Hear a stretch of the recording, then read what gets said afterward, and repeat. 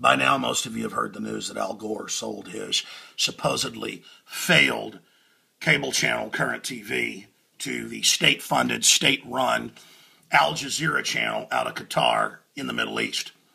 Well, that's not what really happened.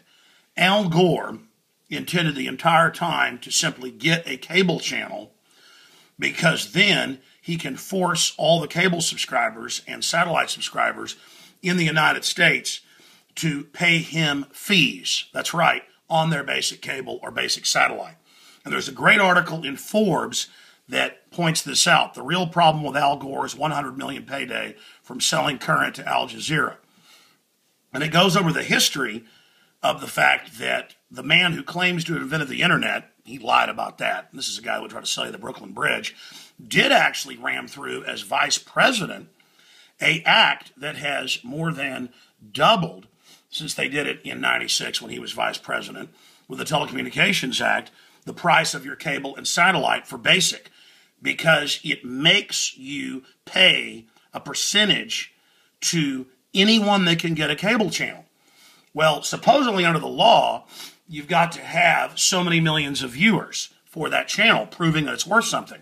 Well, it doesn't matter. It turns out Al Gore, because he helped write the law, was able to get around all of that illegally, kind of like Congress says that they're allowed to insider trade when they're really not allowed to. And so everybody's focusing in on the fact that oil money from the Qatar, or Qatar, depending on how you pronounce it, government paid for this, $500 million total, $100 million to him, and Dianne Feinstein's husband as well. Oh, yes, it's good to write the laws, isn't it, or be connected to those that do, and to be exempt from the law in this tyranny. They're all pointing out that it's oil money doing it. They're all pointing out that it's foreign state-run media, which is true and should be illegal, and, oh, by the way, is illegal. But they don't care. It gets forced on because of traitors like Al Gore, now a foreign government. By the way, they've caught other Middle Eastern countries funding CNN, like Bahrain and others. Amber Lyon, the three-time Emmy Award-winning journalist at CNN who quit over it, she discovered and exposed the fact that most of CNN is funded by actual foreign governments. So they kind of pool in for the global state-run media. Just thought you might want to know that. Same thing with MSNBC. But here's a Corp Watch from 12 years ago pointing out that he is the biggest oil baron in politics, pretty much ever. His dad ran Occidental Petroleum. Al Gore is still connected to it. The point is he's a total hypocrite. He just wants to be able to put a tax on every amount of carbon you use while the globalists are exempt. It's a giant scam at every level. But there's a whole nother area to this, and that is not just the foreign influence, but that CNN, RT, funded by Putin publicly, Russia Today, the official Chinese daily newspaper and television, all are calling for us to have our guns taken. It's not just that we have foreigners who aren't citizens here, like Piers Morgan every night saying, get rid of the Second Amendment, but we have all these foreign governments. And I went and looked it up. Even USA Today reports on it. Al Jazeera every day saying get rid of the Second Amendment. They're already on some cable systems. But they don't get the carriage rights where your money is paid to them like Al Gore does. So they knew the entire time just having that channel spacing means your cable dollars go to them. And you're like, well, that's free market. You don't have to have cable. You don't have to have satellite. Well, if you're in the country, you may have to have satellite. The point is you might want to just get basic cable, which is on average $56 now. The Forbes piece breaks down when it was 20-something before this. But it's not basic. It's channels you're forced to get and forced to pay for to get a bare minimum. You understand? It's like wanting to just buy a hamburger and they say, sorry, there's only French restaurants, $100 a plate by law. You see, you can't go get a bare minimum because Al Gore forced it in there and broke the rules. Now he has that valuable channel that's guaranteed all that money, even if they don't get advertising. So it's another government corporate partnership scam with a law he wrote. No wonder the communist Chinese fly him over there multiple times a year to pay him $1 million to give a speech that loses money, because he helped get through laws that forced our businesses over to China where they've made hundreds of billions. So they'll pay him a couple million a year. And it just goes on and on and on with these people. That's what it's really all about. And their liberal cover is just that. It's a cover. A real liberal is Thomas Jefferson, not these people. So here's USA Today reporting on all the foreigners saying turn in our guns. We, of course, in the last 2 weeks have been reporting on this and had another article just a few days ago breaking this down that covers all the facets. Obama teams up with foreign media and governments to destroy the Second Amendment. So now you know the full story. Foreign state-funded oil money here on a channel with a bunch of American hosts, so you don't even know you're being influenced. CNN run by foreign Middle Eastern outfits pushing anti-gun garbage on us.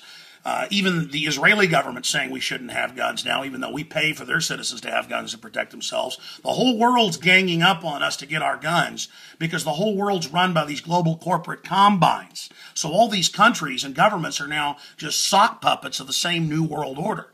The same system telling us the same thing because it's a mafia. And they've taken over via fraud and crimes and insider deals. And they don't want that takeover, not just what they've already stolen, but their future takeover to ever end. They're imploding Europe. They're imploding America. They're going to implode everything. It's a global gang of corporatists who are outside the law and who socialize things at the grassroots to make you dependent. But at the higher level, it's a corporate fascist model. And this is what the political scientist will not teach you, but this is how the real world works. That's why people like Dianne Feinstein go to Congress with $1 million in her financial statements, and now she's worth over $100 million. I'd said 90-something last week, but the new filings are out. It's way over $100 million.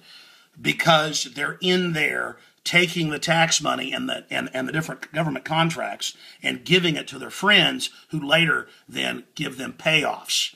And there's so many examples of this where they'll go buy a politician's property for 3 times what it's worth as a payoff. Or they'll come buy a TV channel for 2 or 3 times what it's worth. That's what the news is reporting here. And it's just all out in the open. And even when they get caught, they just say, oh, you know what? It's a conspiracy theory. And hope that you're too lazy to go check the facts. So go check the Forbes article. Go check the Corporate Watch article. And it goes over it all, and I'll be covering it on the radio, the Sunday show, 4 to 6 Central, audio streams at Infowars.com, video streams at PrisonPlanet.tv or InfoWarsNews.com. I mean, how long can Al Gore run on with all his scams? I mean, I could tell you I was the inventor of the Internet. He had nothing to do with it. The Internet was set up in the 60s and 70s and 80s. He was involved in one spending bill in the early 90s as a senator before he got elected vice president. You can look it up. I mean, it's just amazing. And he's the first guy to walk on the moon, too. And maybe he was Jesus. Maybe, you know, I mean, he could tell us that. I mean, it's true. And he wants you to pay him money through his global consortium based in London every time a cow has flatulence. Yeah, you'll pay in the cost of beef, saying it's a carbon tax to him. Or every time you start your car, every time you get on a bus or fly on a plane, or every time you turn a light switch on. It's just incredible. You're being conned. Wake up to the facts. We need to arrest all these people. Yes, I will say it. Al Gore is a criminal on record. All right, that's it. He's profiting from laws he helped get passed, and the law says he can't do it. The Forbes article is asking how is he doing it? Because the criminals are regulating each other. That's why. Alex Jones signing off for Infowars.com.